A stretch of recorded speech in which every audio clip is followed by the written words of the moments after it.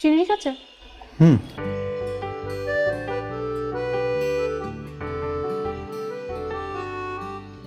তো কি খবর আপনার, চাকরি বাকরির পেয়েছেন? না। আপনার সিভি রেডি আছে?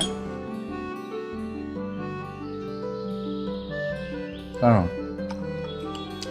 আমি যেখানে চাকরি করি সেখানে সেলসের কিছু লোক খুঁজছিল, তো আপনার সিভি রেডি থাকলে আমি সেখানে ড্রপ করতে পারি। আচ্ছা, আমি রেডি করে দিব।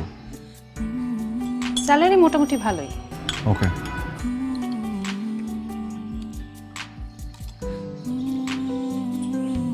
আপনি বই পড়েন? শরৎচন্দ্র, তারাশঙ্কর, সুনীল গঙ্গোপাধ্যায়।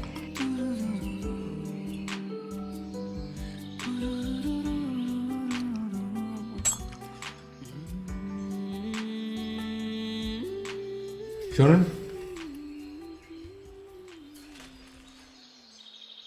আপনি সিভিটা দিতে বলেছেন, এখানে আমার সিভিটা আছে। আচ্ছা আচ্ছা, থ্যাংক ইউ। আমি আসি।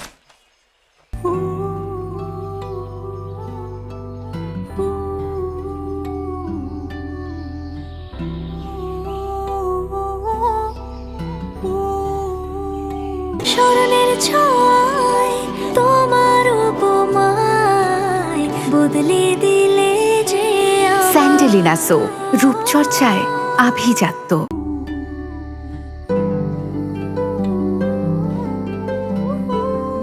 ঘুমাচ্ছেন? না, খোঁজে ওই একটু একটু টায়ার্ড লাগছে আর কি। ওই সারাদিন ধরে একটু বাইরে বাইরে ছিলাম তো, একটু টায়ার্ড। কালকে একটু আপনার আমার সাথে আমাদের অফিসে যেতে হবে। ওই আপনার সিভিটা দিলাম, ম্যানেজার একটু আপনাকে ডেকেছেন। ও তাই? Thank you. আমি না বুঝতে পারছিলাম না যে আমি আসলে কি করবো। Thank you. সকালে রেডি থাকবেন। জি নিশ্চয়ই। এই ওনাকে নিয়ে 10 মিনিট পর খেতে আসিস। ও, আজকে কিন্তু মুরগি। আমি বুঝতে পারি যে আপনার শাকসবজি খেতে খুব বেশি ভালো লাগে না। চলে আসেন।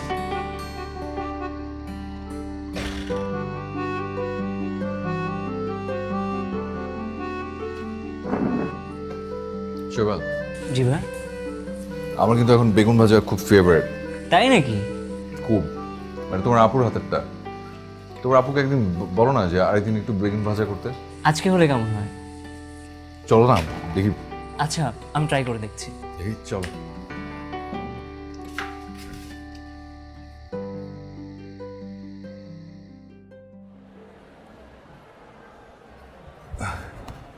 ইয়ে, শুনুন।